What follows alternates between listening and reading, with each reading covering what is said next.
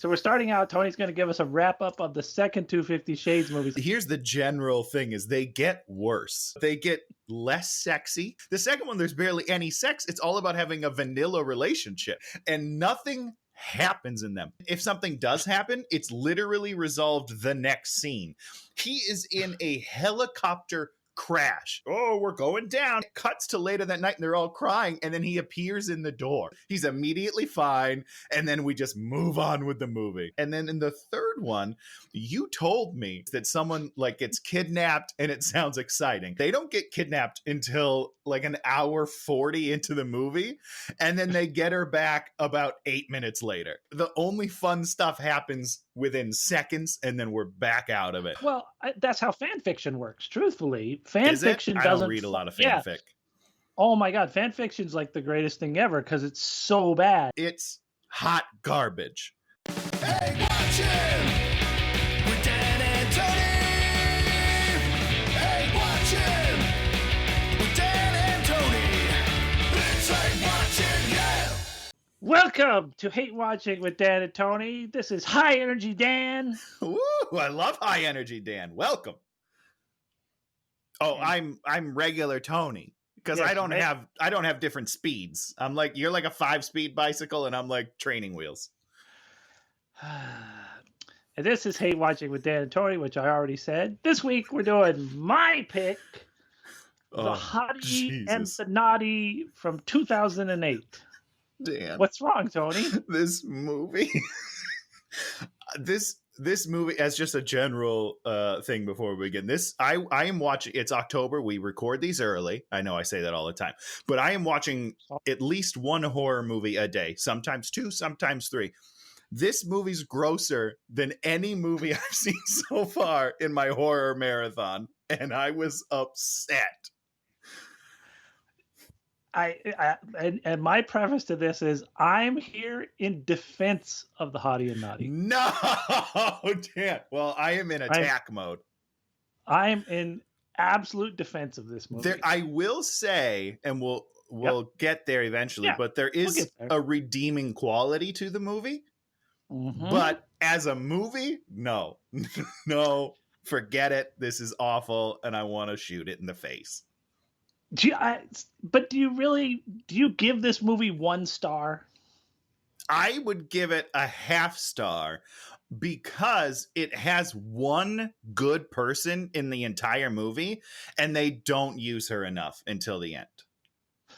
They don't give her enough to do. She should have more to do when she's, because she's the only good actor in the entire film, and she's the only interesting character. Yes. And my point of this is this is not like a worst movie ever. This is a 2 out of 4. 2 out of 4? 1.5 out of 4. But this movie actually, 50 Shades is painful. You hate the people that worked on this. This movie, I'm like, oh, I'm okay with them getting work again. No. So let me recap real quick. Okay. Nobody from that movie should ever work again except for June. June is the only person that deserves a second chance because she's good. First of all, Paris Hilton feels like she's in a different movie sometimes. Not because like, oh, she's doing different things, but like she's literally so detached from the script and her co-actors that she feels like she's not even there. If someone told me that she was green screened into this movie and did all of her lines by herself in a studio, I would 100% believe it because she is out of this world, man. I guess my main point is that it actually has like emotional stuff that happens in it where I actually feel for these characters. And in so many of these movies, I like feel nothing for the characters. I don't care what happens to them. And I, by the end, I'm like really feeling for the June character, and I thought she was really sweet. But that's it. It's only June, right? The dude a little bit. Oh, come on. The Doom he is not redeemable. He only likes her when she gets smoking hot. Like, nope, you're out, dude. So my big problem is they only had Yeah, that's one true. scene where they kind of connected while she was ugly, and she wasn't even full ugly. She was already Yeah. like midway through transformation, and then they had a Yep. flirtatious moment. I was like, nope, I'm out. They should have some sort of connection, even though he's like, oh, you're gross, but I do kind of like you as a person. I'm conflicted, but that didn't happen, and so then I was out. Yeah, they missed on a lot of points like that. Yeah.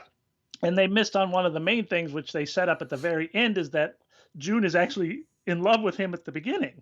Yeah. Well, because he brings her that balance. Yeah. Why Like, does that come in at the very end of the movie?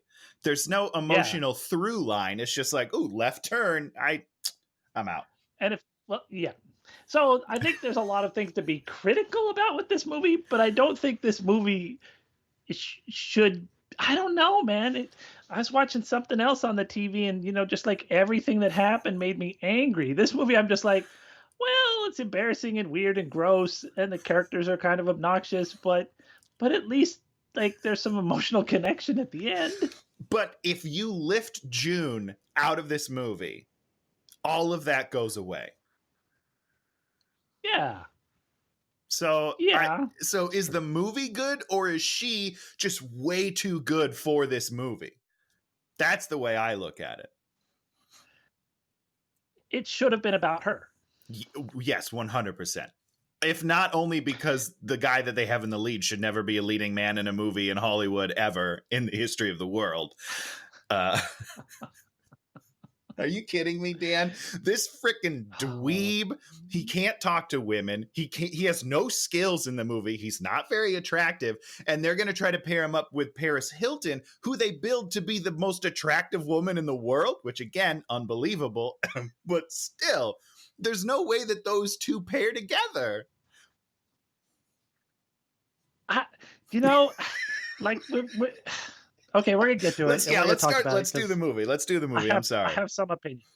So we start off with them as kids. He's like the kid with the weird eyes. He's got like this stupid friend who's the pick his nose friend. I don't want to be mean, and then but they get the ugliest kids in the world. They're all so unattractive. I looked at them and I was like, this is what my kid is going to look like, and I'm not going to like him. It's going to be a real problem. I mean, the June kid is like very hard to look at. Like you're like, oh man, this is sad. And I don't like embarrassing. I don't like to watch characters embarrassed. So I like, I have to like shield my eyes. Like, yeah, it's bad. Yeah. So we set up that fairly unattractive boy is in love with the hottest girl in school. He makes a Valentine for her, big one, and then she just sort of doesn't really pay any attention to it. Yeah, and she's like, nah. And then he moves away, and we jump to 20 years later.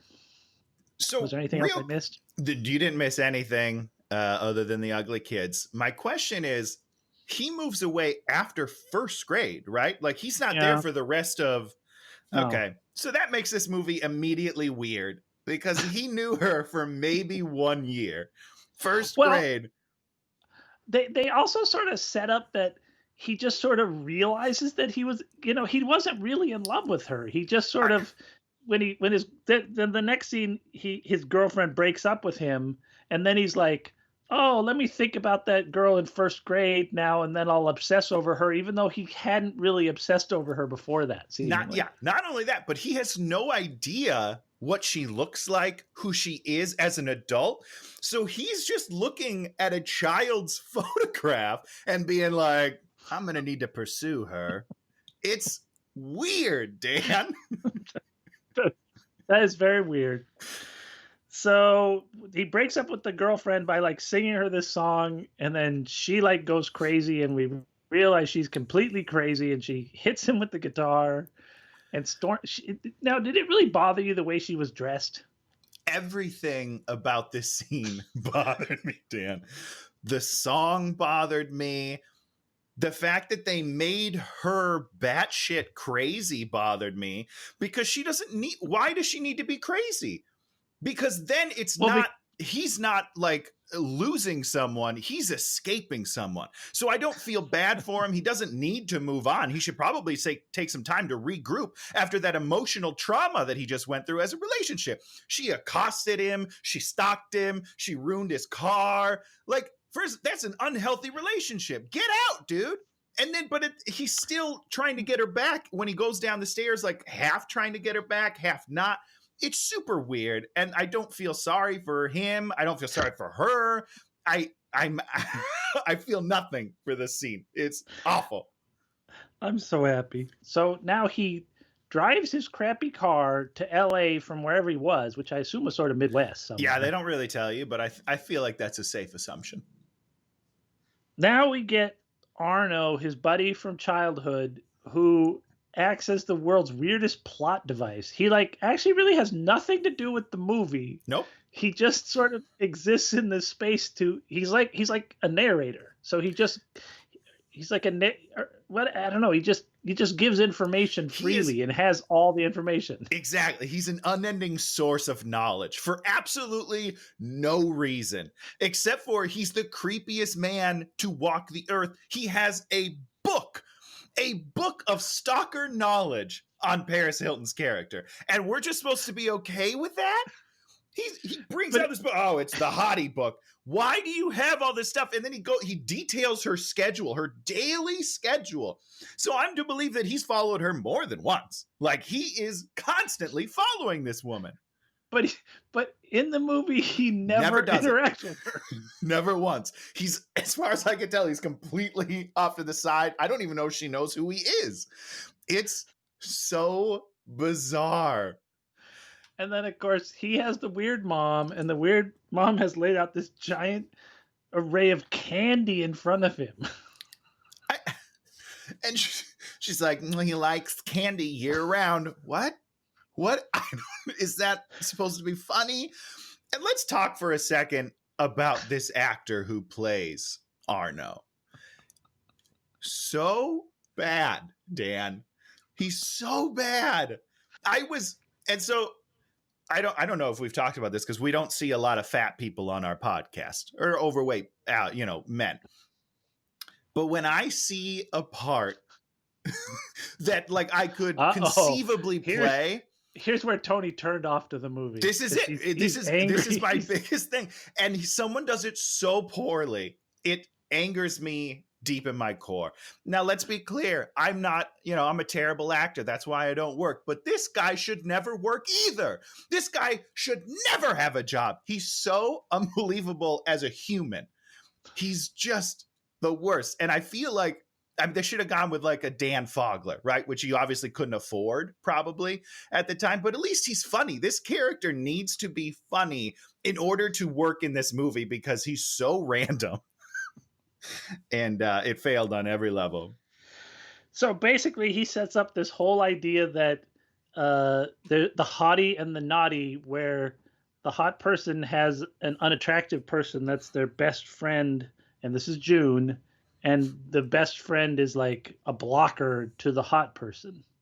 Right. Which is a theory that is used often, except for not to this extreme. Usually it's like you have a smoking hot lady, and then she has a moderately attractive lady who feels unattractive in the group. This is going to make me sound creepy now, Dan, but that's the way that it's set up. So what you do is you approach the less attractive, less confident woman, charm her, and then you work your way into the group. Yes. That's kind of the way it works. But it's so extreme. Paris Hilton's character would never be friends with June. And I don't mean that. I feel bad saying that because June is just so messed up in this movie at first. But Paris Hilton's not that nice of a person. Her character isn't that nice. Isn't she? No, she's full of shit. See, that's where I'm gonna have to disagree with you there, because she was really gonna just have sex with him at the end of this movie. I will say the only redeeming part that Paris Hilton has in this movie is at the end when he is like, you know what? I can't do this. I like June. And then she's like, good for June. That's the only time I liked Paris Hilton in this movie. I completely disagree with you because she also is going to have sex with him, and because she kind of is sort of this uber person who realizes that sex and looks don't really mean anything. I And understand. she's played that way the entire film. She is never like, I only want hot guys. She never considers him unacceptable. The only time she considers him unacceptable is when he lies and is deceitful. She's like, that's not good, even though she lies and is somewhat a little deceitful. Sure. But Who that isn't? her character is never like that blonde character that they always play, and I liked that. I mean, you are right. Tony. I think my problem, Dan, is that she can't pull it off. I didn't believe anything she did. And I think you're right. The character is definitely written that way. Yeah. But I just didn't believe it. The whole time I was like, oh, she's lying. She's manipulating him. But she's not. I know that she's not, but Paris Hilton can't prove to me that she's a genuine human being. Like if I felt any sort of connection with her, I would probably believe it. But I'm like, she's a pod person. I think that's what they say in the movie, right? They call her pod person. That's what she is. But she is. See, I think that's the thing where you're being too harsh. She is. I mean, we all realize she's not smart. And they don't try to act like she's smart, but she is committed to her friendships. She also considers her friends more important than sex or being with a good looking guy or anything like that. I just don't buy it. I think that's the problem. You're absolutely right. Everything you're saying is 100% correct. And if it was anybody but Paris Hilton, I think I would buy it. And I think, and I'm going to get to this in my end notes. Oh, that is the issue with this movie.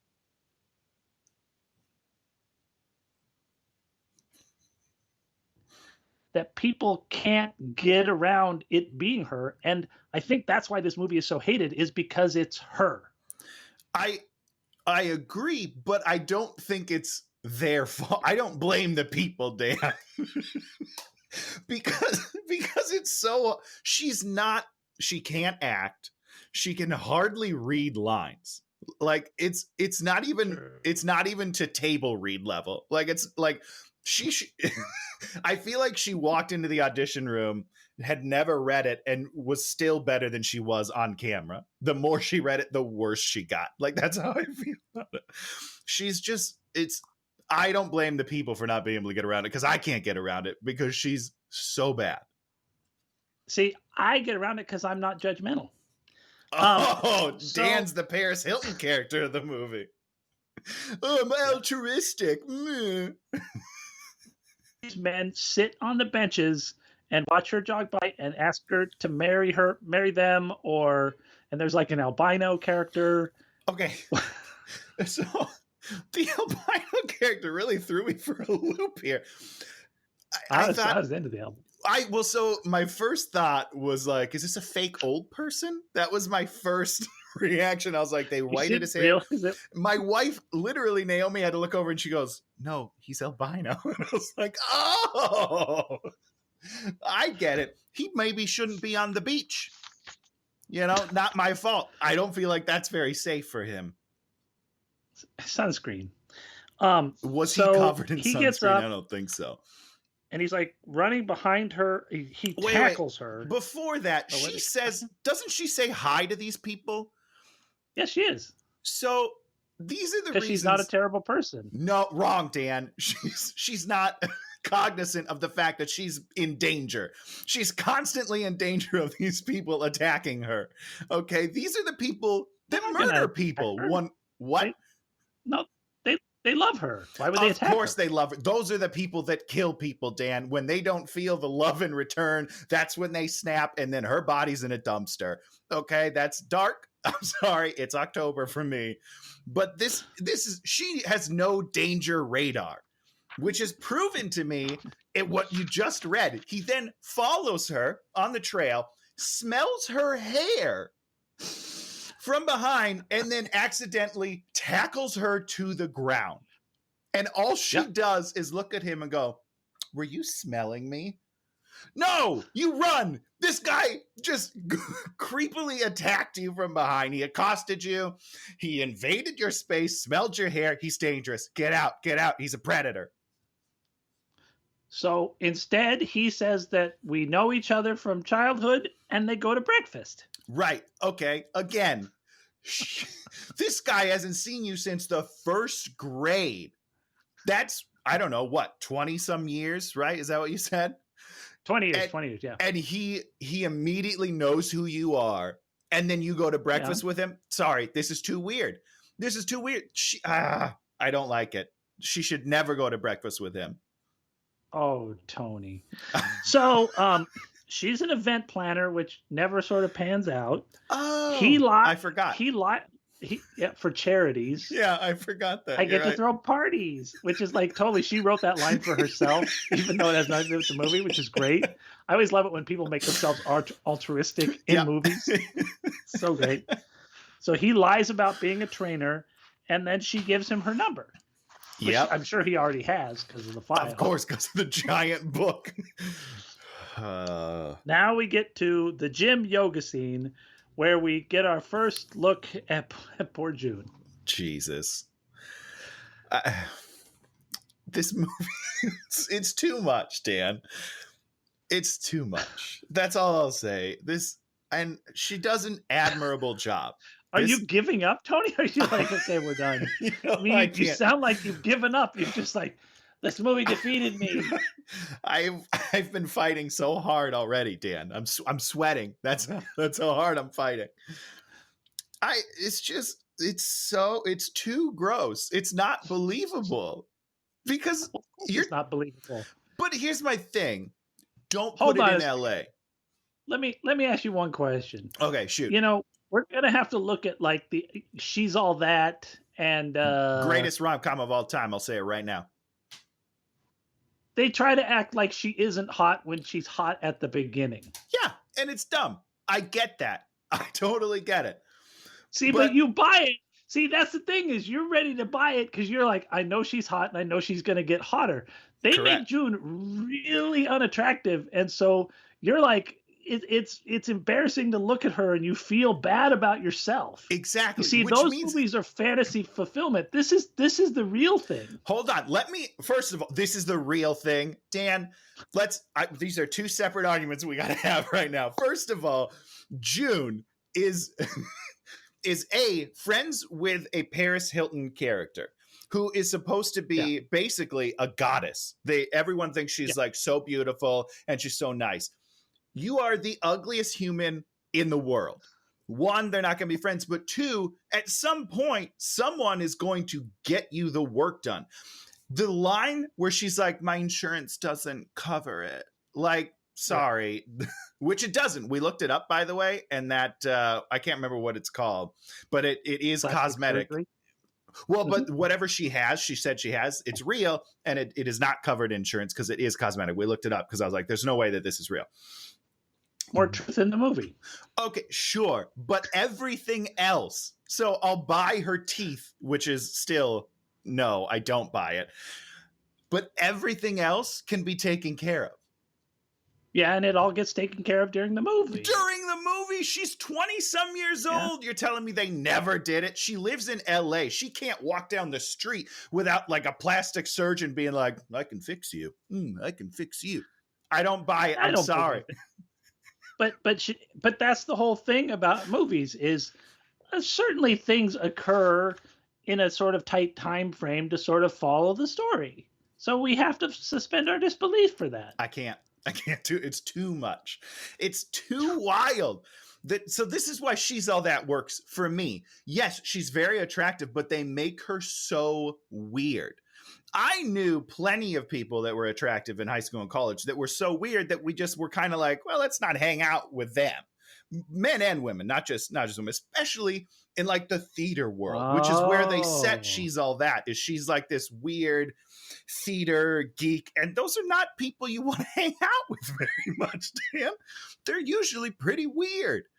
So it works for me. Now we see the truth. We see the truth of Tony. Oh, wow. Tony's one of the cool kids. He's not one of I the wish. weirdos. First of all, no. I am one of the weirdos, but she's an extreme weirdo. She's doing like a birthing thing on stage, and it's too much. It's too weird. Like, let her do her own thing. She's gonna grow up to be a political activist, and she's gonna change the world. That's great. But in high school, I'm out. I'm not gonna deal with that. So that's why She's All That works. Also, Freddie Prinze Jr., the greatest actor of our time. So, those two things really sell it. This guy in this movie, he's no Freddie Prinze Jr. That's all I'm going to say. So June has blemishes, bad teeth, a horrible mole, weird hair, hideous toenails. The toenail's the worst part. And they show it a lot. Yeah, it's pretty. They keep showing it. And as you know, I eat dinner during the movies, and I had to put down my pizza. I was like, I can't eat while they keep showing this. So they do yoga, and he looks at Paris's ass and is like, oh yeah, and then he looks at June's ass and is like, ah. And also, we won't get into it that much, but I was like, I'm out. I'm sorry, Paris Hilton's not attractive. Paris Hilton's not attractive. I mean, that's the other thing I kind of liked about this movie is she's attractive, and there's a lot of guys that find her super attractive, but she's also not incredibly attractive. You're like, oh, okay, she's really good looking. Oh, that's how you felt about it? That's not how I feel about it. But that's okay. I mean, it doesn't matter. No, I don't think she's good looking? I do not think she's good looking at all. I think she looks like an alien. So he asks Paris out after the class, but she says, I'm not doing any dates until June gets a date. And then we cut back to Arno, and Arno's playing Super Mario with like this music and everything.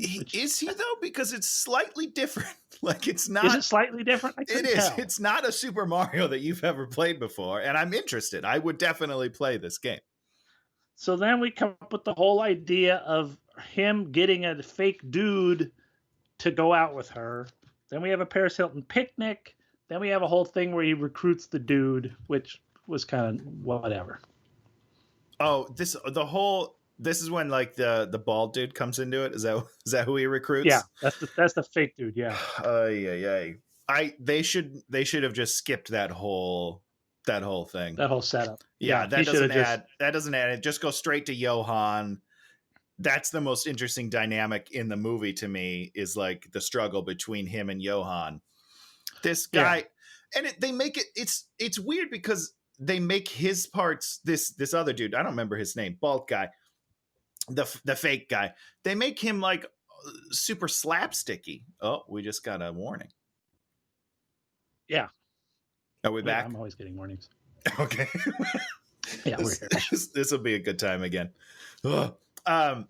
They make all of his parts like super. There's slapstick humor. There's like they inject slapstick when he gets run over by the car in the beginning. That pissed me off. We didn't talk about that, but that upset me greatly. Oh. And then like now he gets hypnotized, and it's just I'm so out on everything they do with this guy. And then they do the bad joke at the pier. I hate it. I hate everything that happens with this guy. We'll just sort of burn through all this part then, since Tony hated it all. Did you like it? If you find redeeming qualities in it, please bring them up. Not really.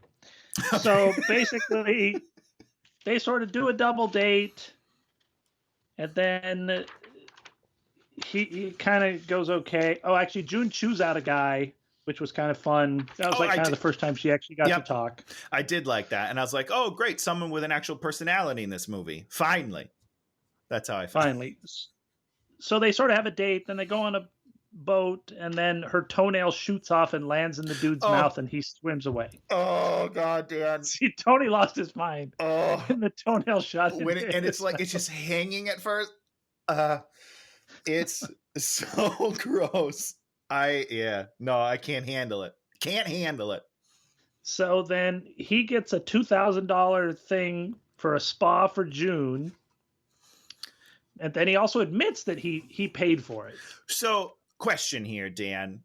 Where did he get $2,000? Where in the world did he get $2,000? Because they even set up that he's basically jobless. Yeah. Like there's like his friend is like, oh, you're like an art guy, so basically unemployed. And he's like, yep. Yeah, but he just has thousands of dollars to throw around on this woman. Ah, come on. And then we do aversion therapy with the hat guy, the bald guy. But they do it wrong, which isn't a funny joke. I just, and they're electrocuting this guy. Like, come on.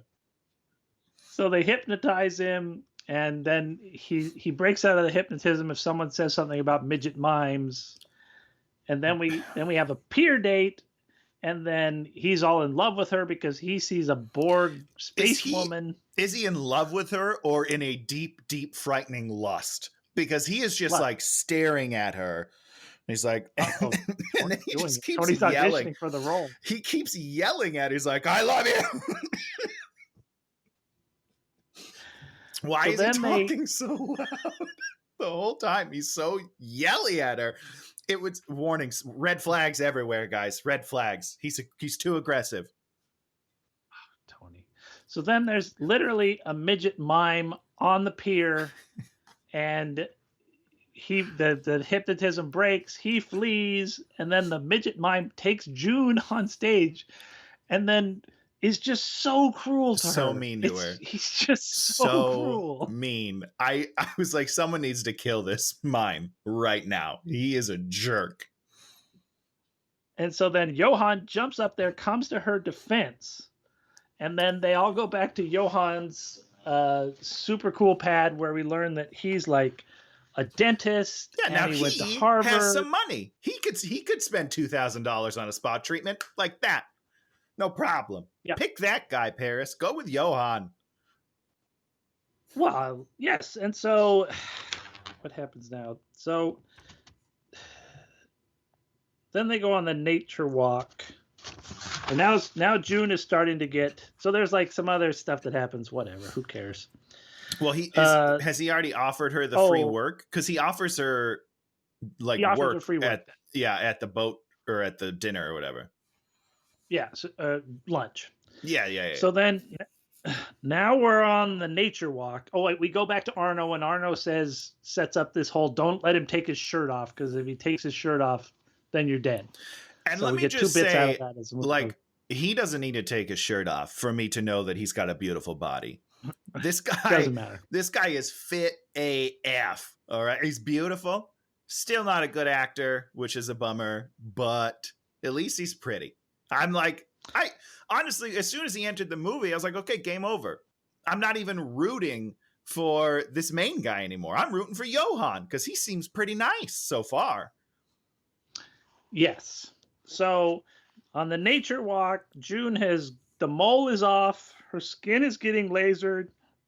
Her teeth are starting to be fixed. So she's on her way. And so here's my question. Who did all that? Because this guy, Johan's a dentist, so he didn't do all that. So someone's paying for the work that they could have paid for any time in the last 20 years. We set up that she ran into a dermatologist at the mall who said he'd take care of the mole. This is my point exactly, Dan. She's just walking down LA and someone's like, I can fix you. I can fix you because that's what happens. But you said that. You said that happens. But it would have happened a different time in the last 20 years. She never would have gotten to this point.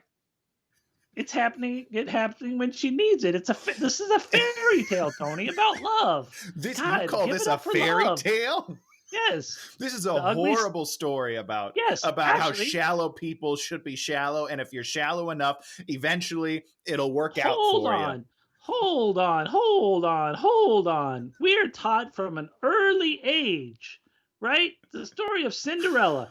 Cinderella has ugly stepsisters, but they keep her in the basement and they keep her all covered in soot and dirty. But when she finally when magical fairies come out and go, wand, she becomes beautiful. But she's always and what pretty. Happens? The prince falls in love with her. But she's always pretty. Just like she's all that, That's why it works. They're always pretty, but they're held down. You know, they're beaten by the world, and then they get some sort of like, you know, gift or a bet, and she's all that, whatever.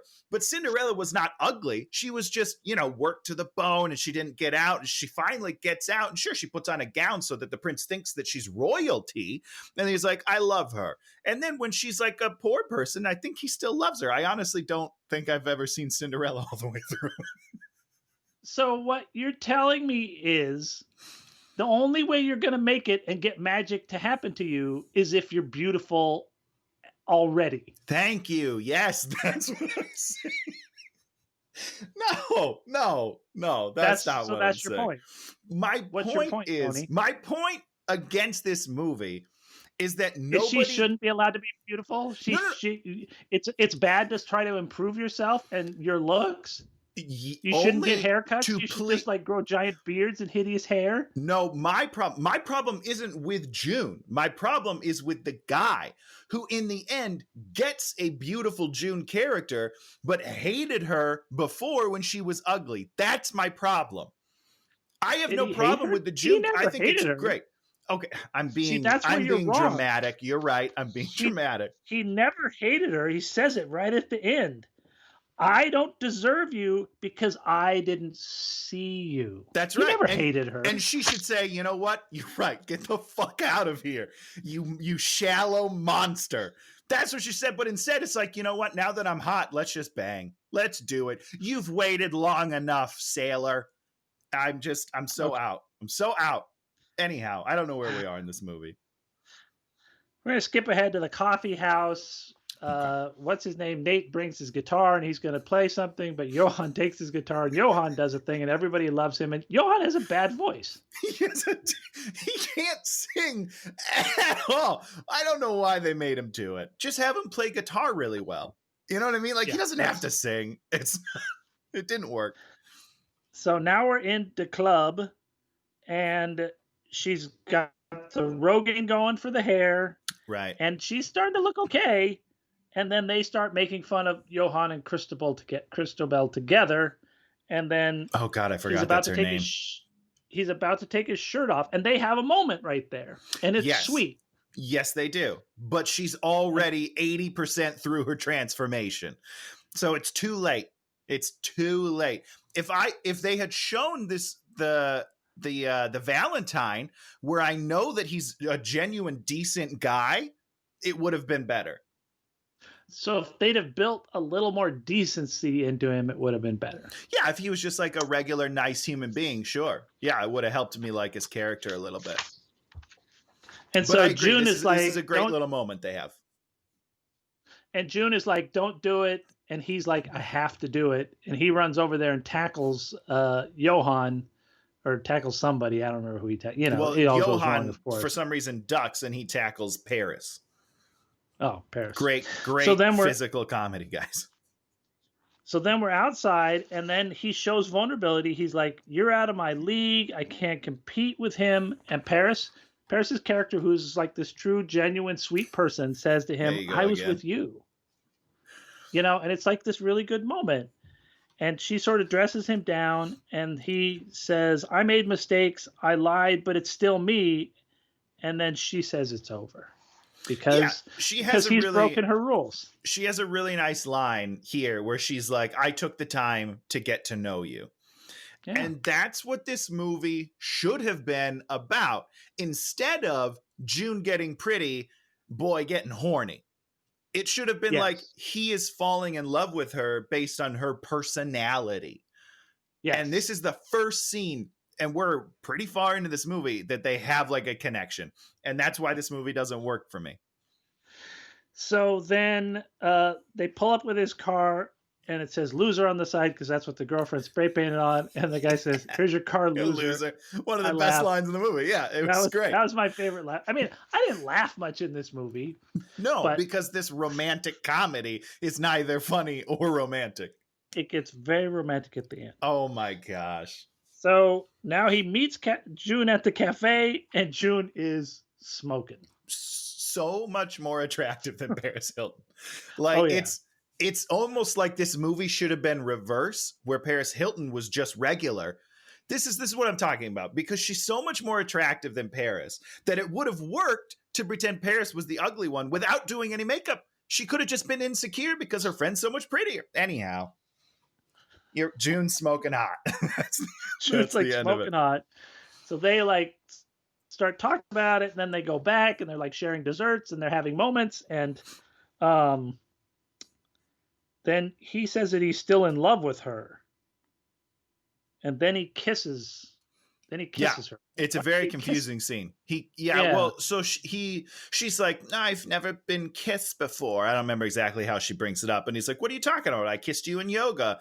And she's like, no, you fell into me. And then he's like, oh, okay, well then I'm just going to do it, and kisses her. Here's why this scene upsets me. Yeah. Because she's obviously not counting that first thing as her first kiss, because, it was not a real kiss. There's no emotion. So now you just steal her first kiss. She's waited 20 some years and there's no emotion behind this kiss. You're just doing it to prove a point. Fuck you, sir. I hate this character. I hate this guy. He's garbage. So she's sort of falling in love with him, and he's starting to be conflicted a little, finally. A little, after he made out with her. So then we have the party. Christabel's drunk, dressed as a bride. She's farting and spilling wine on herself.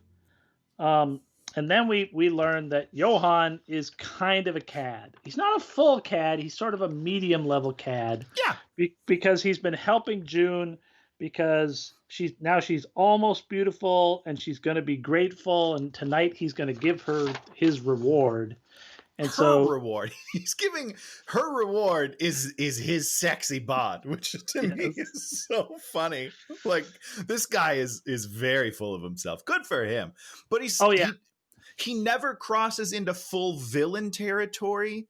No. So which I thought was nice. Oh, really? I was against it. I was like, oh, I'm still rooting for Johann. Like, this whole time, I'm rooting for Johann, even though he's like kind of a dick. Our main character is a complete dick.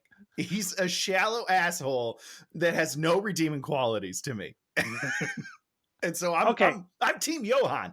We're going to keep talking about this because the movie I picked as my good movie this week has the same problem. Interesting. And I want to talk about how movies like this are structured in the way that, even your Freddie Prinze Jr. in She's All That, he like does a bet and treats her like meat. Yeah. No, he's kind of a dick. So but this guy who's not super attractive and hot like Freddie Prinze, who's ugly and normal, you're not going to give him the benefit of the doubt when he completes his arc. Right? He completes his arc. I don't think it's an arc. That's why. I think he's dick. And in the movie, like, oh, I'll be nice. No, too late. You need to have an arc. Freddie Prinze Jr. has a great arc, and She's All That, and they get to know each other. He treats her like, he's like, oh, I'm gonna win this bet by making her better. But as they hang out, he's like, oh shit, she's kind of cool. And now I'm feeling kind of weird about it. And then Paul Walker's character, Paul, is like, oh, well, you know what? Now that he's having feelings, I'm going to twist the dagger and ruin it. But that's not in this movie. There's no like slow turn of this guy. He's a monster for like 70 minutes. And then the last 10, he's supposed to be cool. And I'm not buying it. Oh, Tony. So June is dressed up like Audrey Hepburn in Breakfast at Tiffany's, just walking around like Crimeys. Like Crimeys. So he spills the beans and talks about everything, tells about Johann, and says he doesn't deserve you. She cries, and she just wants somebody. And I don't know, there's a really nice emotional moment where you can see this character's like reality kind of come together, where like you could tell that her life was very hard, and now that she has some amount of attractiveness and the world isn't judging her so harshly instantly, she's actually starting to form some sort of, not pride, but some sort of self-worth, which is how this world is. As you get, and I thought, 100%. I don't know, I don't think a lot of movies I don't know a lot of movies that really delve into that. There was a really For sure. nice emotional moment right there where it really crystallized that. And she's like, I just want to be with somebody. She was going to go have sex with Johann, whether he loved her or not. Because She just wanted to be cared about to some extent as proof of her existence as a human being. And It's a beautiful scene. She delivers that scene so well. Yeah. She has no business in this movie. She is way too good for this movie. And this is the only in my mind, this is the only redeemable scene for this entire film where I was like, oh shit, that's a movie. Yeah. This movie needs to be about her story 100%. Yeah. I don't want to deal with this freaking dweeb chauvinist dick. I want to see her story. she's so good. I hope she worked. I didn't look up. She kept working, and she's married now and has kids, and it looks like she did fine. Okay, that's good, because she deserves. I just sometimes I get fearful that when someone really talented does a terrible movie, that they kind of get like left behind. And she deserves to work after this. The only one. Looks like she does guest star roles and things. So okay, all right. We find out that Paris just wore the wedding dress, and the fake farting was a whoopee cushion, and she was acting drunk, and he passed the test, and so she's giving herself to him. Which I feel like maybe we look at this differently. That's all weird, Dan. That whole thing is weird. It's weird, but it's consistent with the character. No, you're right about that. It is consistent with the character, but it's weird. It's very weird. Honestly, this guy probably should go for it. Only because he likes crazy women, and she's a little unhinged. Clearly, it would fit his pattern. So then she cracks open the lingerie room and lets him pick. Very scary stuff. There's scary for someone who claims to not have sex anymore. She's got a lot of sexy clothes. So many. So June is back with Johann, and he does like the buns joke that the Porsche guy did at the beginning, and she realizes that maybe this is not what she wants to do. Right. Maybe she's better. Maybe she's better than this. Let me ask you a question, Dan. Yeah. You're with a very attractive woman, right? You're getting hot and heavy. You've already, or in your mind, you're with a very attractive man. Or yeah, about it. Oh, I'm with Johann 100%. And this is so. Here's the thing. I'll put it from my perspective. I'm kissing Johann right now, right? I've already given him the keys to the kingdom. Why in the world would you say something stupid at that point? Like, he doesn't need to give her a cheesy pickup line. He's already across the threshold. You just got to ride that out. It doesn't make sense. It's in his nature. You think that's what it is? You think he just he has no real human emotions, and that's the best he could do? Because it's just like, guy, just shut your mouth. You've already done it. You won the game. Congratulations. Don't blow it, you idiot. Gotta blow it. He blew it big time. So now we get to this childhood memory where he actually then, when he was a kid, he took the Valentine, he crossed out Christabel's name and then put June's on it and then gave it to June, and it meant a lot to June. Way too late. That should never come in at the end. That's not a reveal, you guys. That is the one redeeming thing this guy does in the whole movie. It's the only decent thing he ever does. You need to start that. That needs to be up top so I can be like, oh, okay, he's got a heart. So we're back in the bedroom with Paris Hilton. She's on the bed looking very attractive. And he sees that and is like, bah! And then makes her put on a robe, and even the robe is just, she doesn't. That's my favorite part is he's like, can you close your robe? And she's like, you can turn around now. And it's just the same. She didn't do anything. She's a monster. She's a monster, Dan. And so, yes, then she's like And then he's like, I think I'm in love with June. And then Paris is like good with that because she's a true friend and she's like a good person and a character. That's a good character who's a good person. Okay, you're hammering that pretty hard. But I will say, as I said before, this is the only time in the movie where I'm like, okay, I like you, Paris. Only because I think she's genuinely being herself in this scene. Like a little bit. Like if a guy I think so. rejects her, she'll be like, She doesn't okay, care. yeah, you're an idiot, but go do whatever you want. Like, I'm fine. I'm Paris frickin' Hilton. I'm gonna be okay. And then she's like, oh, good for June. I genuinely like this. And if you like that, you like her as a character. You like the character. No, I don't. I think I like Paris Hilton as a person more than I like this character. This fake ass. I like the character. She's not fake. Prove me wrong. She's very sweet. No, cares about her friend. But it's not believable. Anyhow, this is a great scene. So great scene. And then at the end, he realizes where she's at because she made a comment early on in the midget scene that she came to the pier when no one else was there, and that's very sweet. He was clocking what she had to say. He's not a jerk. He is a jerk, Johan. But and then he goes up there and he says, "I don't deserve you. Correct. I'm in love with you. I don't deserve you because I didn't see you." And he's like, "You're the girl that the guy should run to." Yeah. But you didn't do that till she was pretty. So you're out. I'm sorry. But isn't that the lesson we all have to learn in our lives? That you need to be pretty? Because that's the lesson that this movie is teaching. No, that's not. No, the lesson that this movie is teaching is that.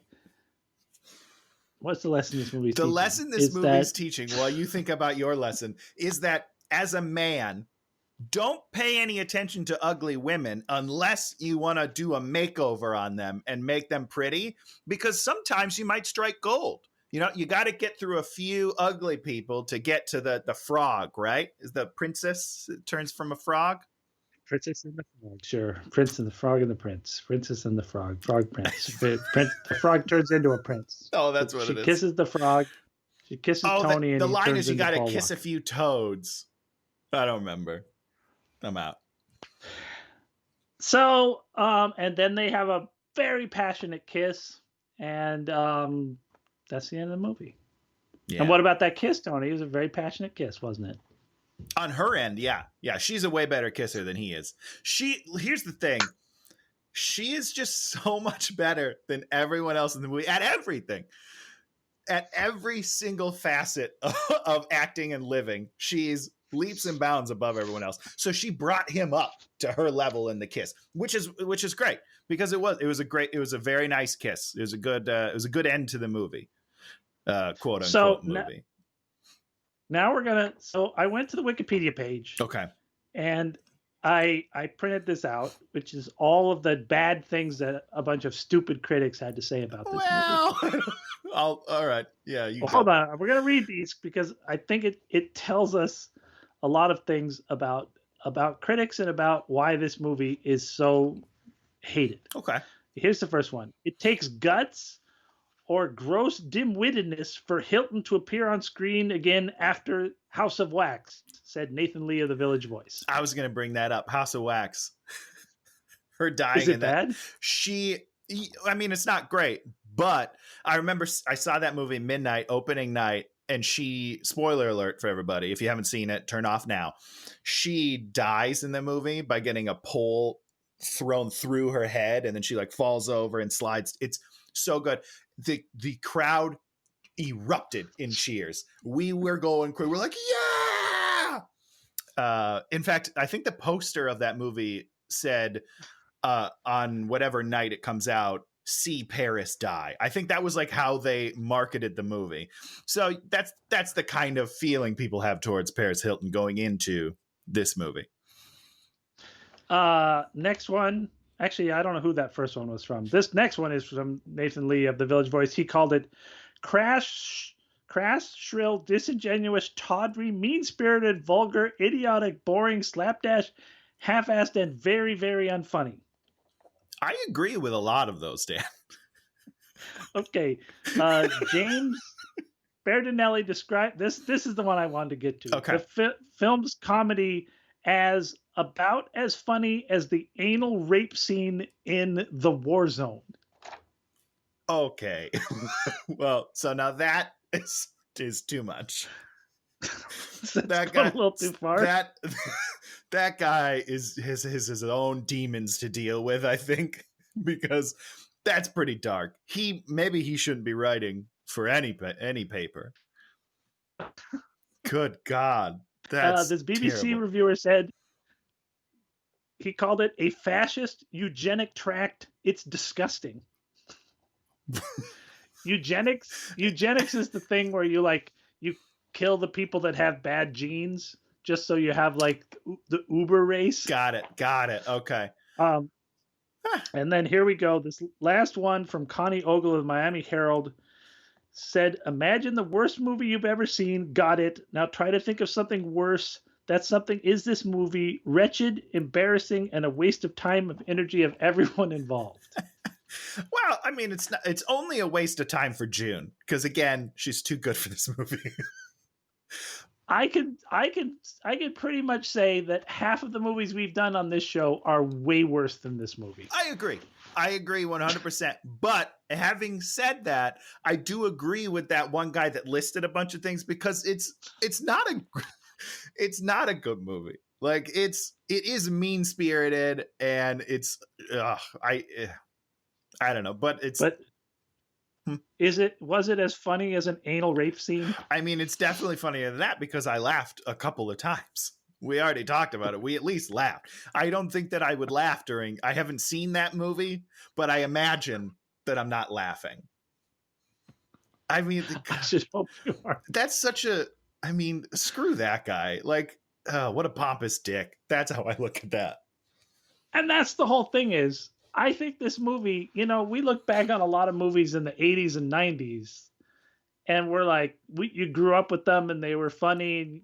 Some of them hold up and some of them you're just like, oh, okay. And it's like, I love Better Off Dead. I love She's the Man. And we just rewatched She's the Man, and it's great. Yeah. It's, it's really fun. Is it a little absurd that how good looking Channing Tatum is in that movie? You're like, is it absurd or a gift from God? I mean, you can go either way because Channing Tatum. Let's look at that movie for 1 second.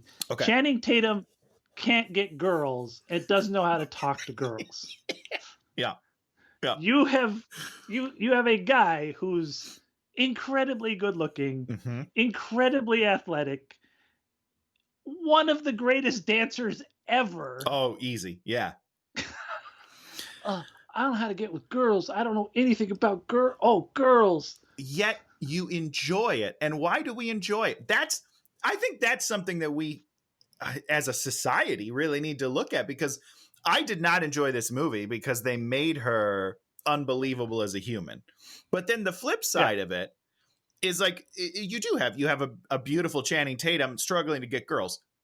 Equally unrealistic, I would say. And yet it's a lot easier for you to deal with the really good looking guy. It's more palatable.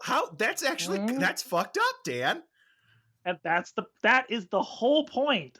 Is it's much easier for us to look at incredibly attractive people who act in crazy absurd ways because they're incredibly attractive people and we know they're going to get out of it. I think I'm the problem. You are the problem. You and all your people looking down at the theater geeks. You're the problem, Tony. I think I am. You're right. I'm here defending the good people. The tunes of the world. I still don't think this is a good movie, but I do I do think you're more right about things than I am. It's not a good movie. I will never say it's a good movie. I just do not believe it is worse than an anal rape scene. Well, it's I mean, there's no chance. I guess that's our tagline. That's going to be our tagline for this one. Not worse than an anal rape scene.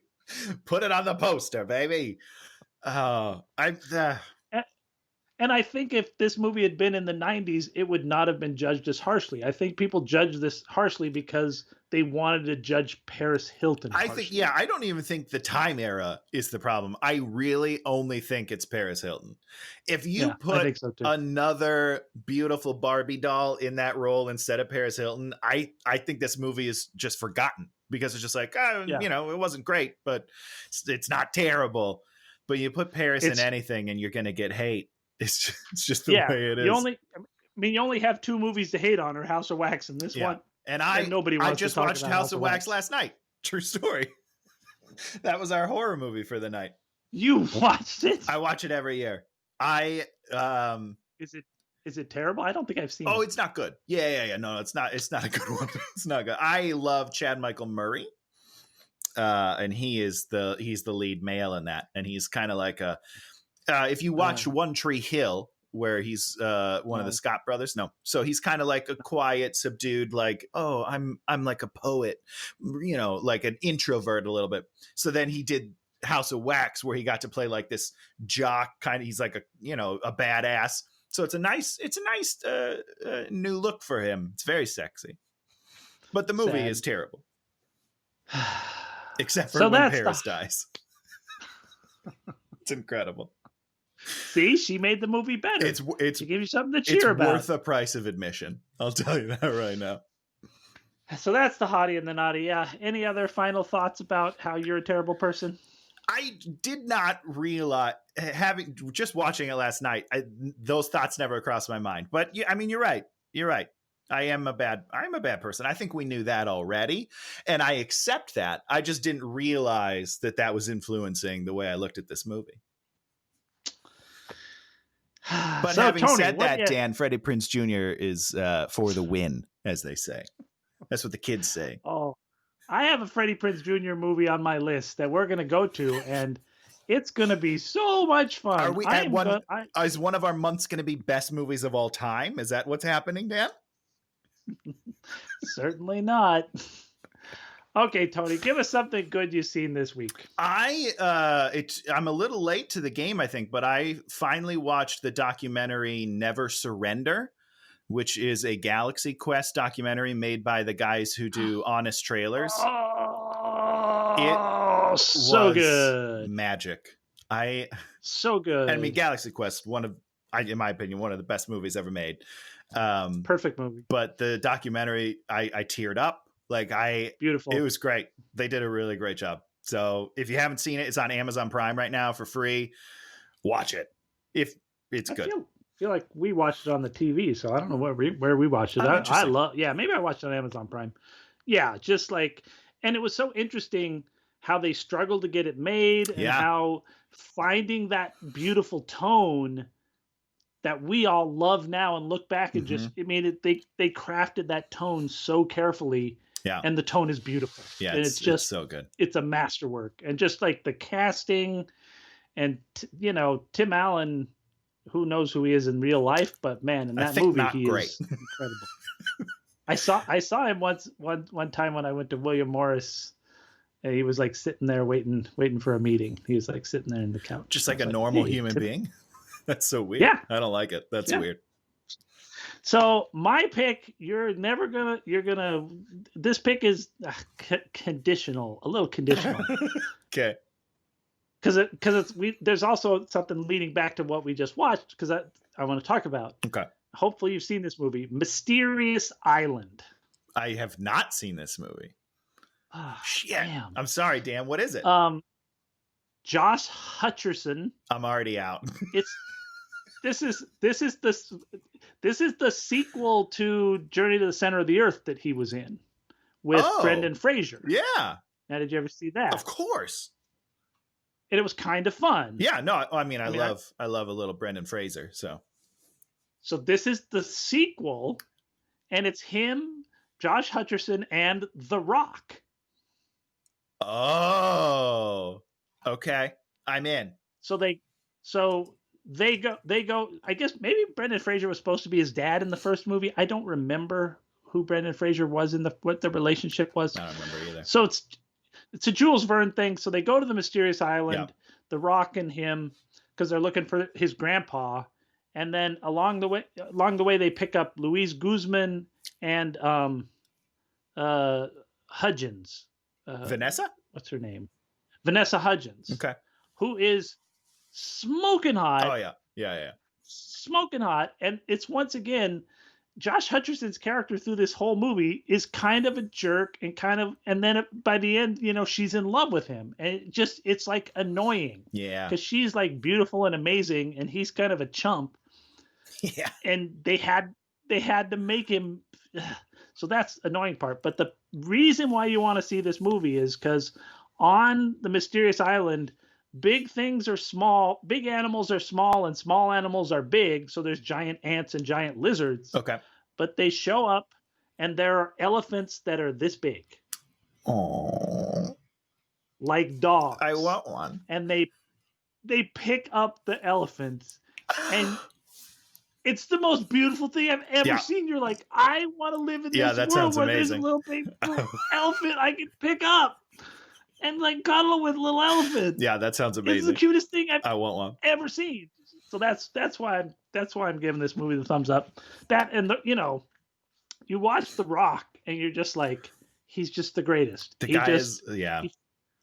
He can deliver any line. He can make you buy into any bullshit situation and make it enjoyable. Did you see Skyscraper? I'm trying to think if I did or not. Okay. I mean, he even made Rampage like watchable. Oh, and Rampage was terrible. Okay, but did you cry? Because I bawled in Rampage. Well, that's not true because it's a fake out. Do you remember? You know what? Spoilers. Does the monkey die at some point? The monkey pretends to be dead, and then he's really alive. He's like playing dead, and The Rock is like, he gives a scene where I was like, oh no, did they just do this? And then it's not. It's great. It's a fun little end. But I enjoyed Rampage. It was fine. But if it's not The Rock, it wouldn't work. What about the Skyscraper? It's the same situation. The movie itself, not very good. But between The Rock and Neve Campbell, I'm like, I'm in. Oh. Like I am enjoying this terrible movie because your stars are so compelling. Yep. You hire charismatic people and they will drag you across the finish line no matter how junky your movie is. Or instead of that, you hire Paris Hilton and make the Hottie and the Nottie, and it doesn't work. And she's like a really compelling, interesting character that I've not seen on film before. I'm going to hang up on you right now. And whoever played June, I don't know what her name is. She was great. Yeah, she was awesome. Really, really She was awesome. Good for her. Good for her. She redeemed this movie and made it one of the best movies of 2008. Okay. All right, Dan, you need to calm down. I wish I knew off the top of my head 5 other movies that came out in the same year. Even if they were bad, they're still better than this. I was starting to look it up to see what came up, and then I got to the Vulture and it's like slideshow of the worst movies of 2008. I'm like, slideshow? I don't want a slideshow. Just give me a list. Yeah, okay, Tony. Just see me bullet points, please. So we're gonna close out Romance Month, November.